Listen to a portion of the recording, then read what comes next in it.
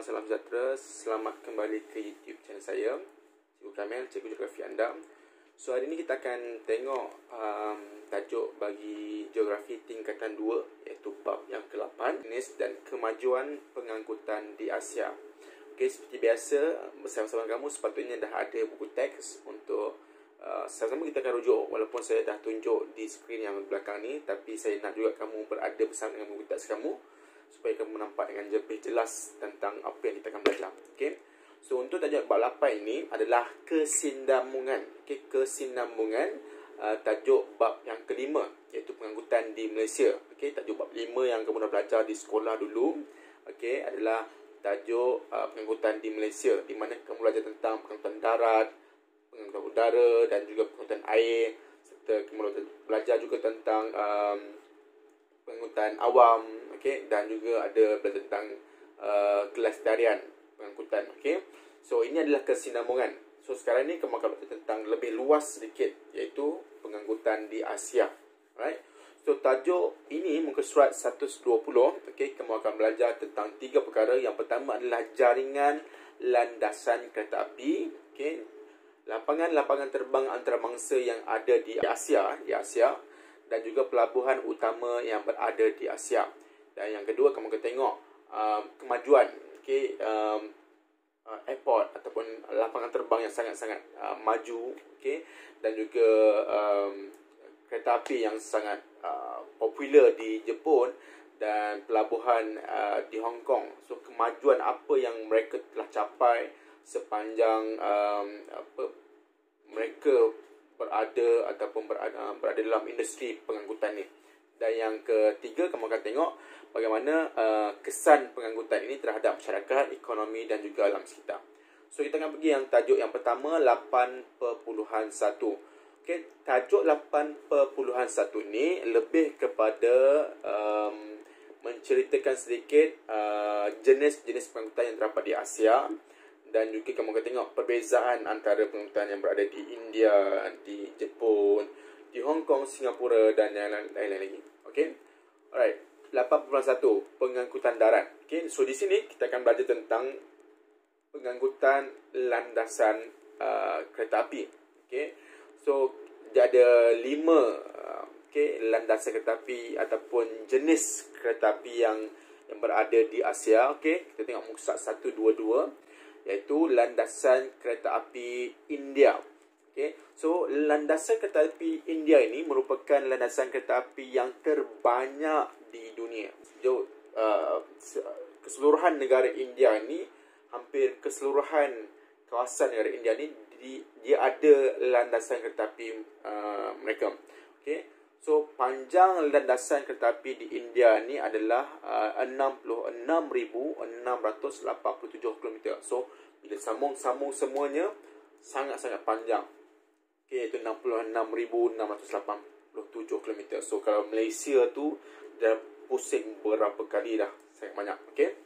So, page 123, landasan kereta api Trans-Siberia. Okay. Landasan kereta api sepanjang kira-kira 9,288 km. Sangat panjang. Satu landasan yang sangat panjang, yang lurus. Okey. Okey, menganjur dari Moskow hingga Vladivostok di Rusia. Okey. Yang ketiga, landasan kereta api Shinkansen di Jepun. Okey, merupakan pengangkutan kereta api berkelajuan tinggi, iaitu dipanggil sebagai bullet train. Okay, bullet train. Paling cekap dan efisien di Jepun. Kelajuannya boleh mencecah hampir 320 km sejam. Yang keempat adalah kereta api berkelajuan tinggi di Korea Selatan, iaitu kereta api yang berada di landasan Suseo 61.1 km, Wonju dan Gangneung 120.7 km, Gyeongbu 417.4 km dan juga Honam 182.3 km.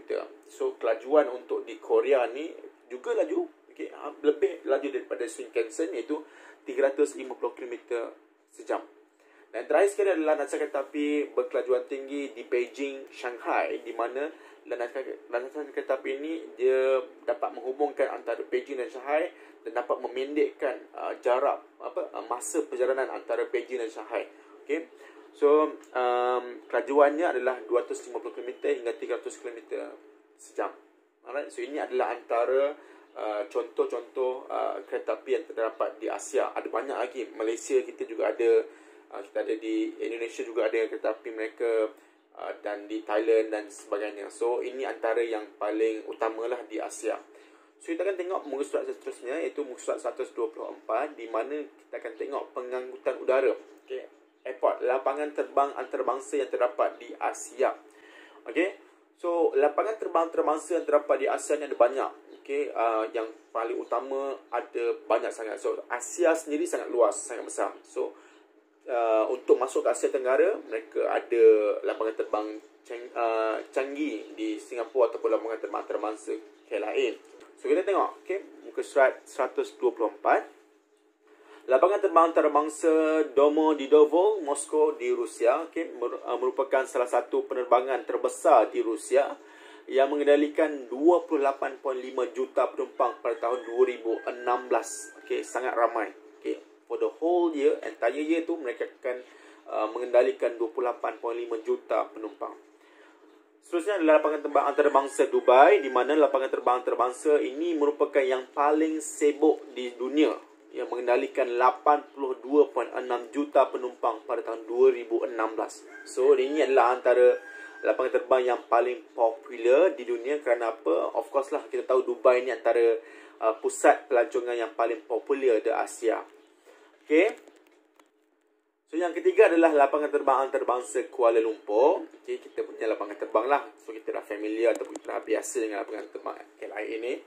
So kita mengendalikan merupakan antara hub penerbangan di Asia Tenggara, kerana kita mengendalikan 52.6 juta penumpang pada tahun 2016. Okey, tengok muka surat yang seterusnya, muka surat 125. Lapangan terbang antarabangsa Chengdu di negara China. Okey, hub penerbangan terbesar di negara China itu mengendalikan hampir 46 juta penumpang pada tahun 2016. Dan seterusnya, lapangan terbang antarabangsa Tokyo, salah satu daripada dua lapangan terbang utama di Greater Tokyo dan mengendalikan hampir 80 juta penumpang pada tahun 2016. So kita tengok Tokyo dan juga Dubai ni antara dua negara yang sangat popular dengan pelancongan. Sebagai itu, mereka menerima penumpang yang sangat ramai. Selain itu, mereka juga antara pusat ekonomi yang popular yang paling penting di Asia. So orang datang sebab melancong, orang datang juga sebab nak berniaga ataupun nak berdagang. Yang seterusnya adalah lapangan terbang antarabangsa Hong Kong. Yang ini unik kerana apa? Tapaknya wujud akibat penambakan laut dan mengendalikan 70.5 juta penumpang pada tahun 2016. So ini adalah tambakan lah. Orang tambah dia punya tanah dia. So mereka bina di atas tambakan yang baru. Yang terakhir adalah lapangan terbang antarabangsa Changi, lapangan terbang yang terbaik di dunia, okay, mengendalikan 58.7 juta penumpang pada tahun 2016. So Changi ni di Singapura merupakan lapangan terbang yang paling terbaik di dunia, okay, yang mendapat pengiktirafan hampir setiap tahun. So banyak sebabnya. Okay. So kita dah pergi ke darat, kita dah pergi ke udara. So kita akan pergi ke bahagian air pula. Okay. So air ni kita akan tengok pelabuhan ataupun dalam bahasa Inggeris kita panggil port. Okay. Pelabuhan yang penting di Asia. Okay. Ada 4 pelabuhan yang penting di Asia ni. Yang pertama adalah pelabuhan Jawaharlal. Okay. Muka surat 126 ya. Pelabuhan Jawaharlal di India. Pelabuhan kontena terbesar yang mengendalikan kira-kira 55% daripada jumlah kontena pelabuhan utama di India. So lebih separuh kontena okay, kapal-kapal kontena ni dia akan berlabuh di pelabuhan Jawaharlal di India. Yang kedua adalah pelabuhan Tokyo, okay, mengendalikan barangan runcit, makanan kertas, bahan binaan dan sebagainya untuk keperluan penduduk dan juga industri tempat. Okay, so Tokyo ni juga antara pusat perniagaan lah, pusat perdagangan.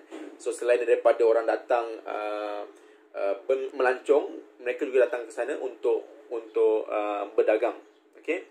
Yang ketiga adalah pelabuhan Hong Kong. So ini kita akan bincang lebih lanjut nanti kenapa Hong Kong ni antara pelabuhan yang terbaik di Asia.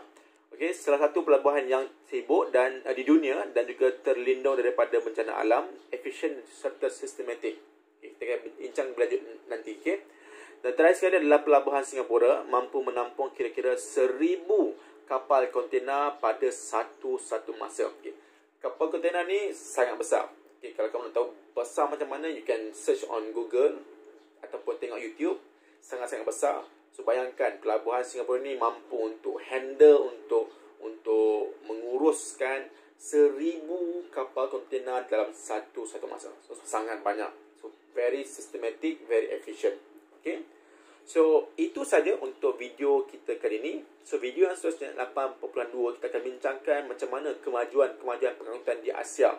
So kenapa pelabuhan Hong Kong ni sangat-sangat bagus, kenapa lapangan terbang antarabangsa Dubai antara lapangan terbang yang terbaik di dunia, yang tersibuk sekali, dan juga kenapa Jepun ini mereka mencipta kereta api laju ataupun bullet train ni. Okay, so kita akan bincangkan pada video yang seterusnya. So seperti biasa, kali ini saya akan sharekan juga link di bawah untuk kamu buat latihan. So, selepas itu kita akan bincangkan untuk tajuk seterusnya. Okay, jumpa lagi.